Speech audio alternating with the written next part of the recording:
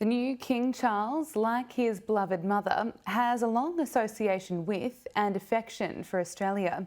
He's been a magnet for bikini-clad women, and he's even taken the mickey out of long-time Countdown host Ian Molly Meldrum.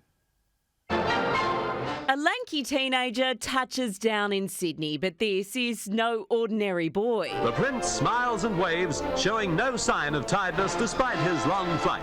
The heir to the British throne heading to Victoria's Surf Coast to spend 6 months at Geelong Grammar's Timbertop campus, an outdoor education camp in the Australian bush, a far cry from palace luxury, but this was the ideal place to toughen up a young prince. Companionship of young Australians in the outback will broaden the prince's outlook, helping to equip him for the responsibilities that lie ahead.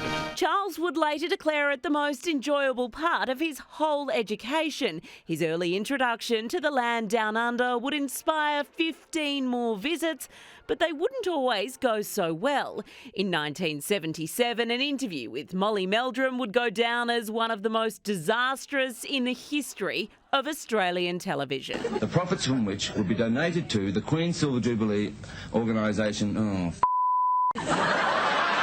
Eventually, the royal saw the funny side. I certainly learned some interesting new Australian words from Mr. Meldrum, and if he could have read my mind, he would have learned some interesting new English words from me. Cheeky Aussies seemed intent to endear themselves to the future monarch. In 1979, as Charles enjoyed a dip at Perth's Cottesloe Beach, model Jane Priest would earn international fame for stealing a kiss.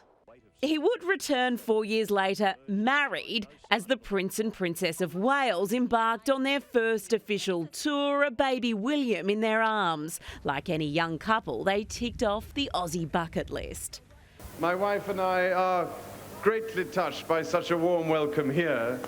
We received an amazing series of welcomes all over Australia. A decade later, a security scare in Sydney when a 23-year-old aimed a starting pistol at the royal.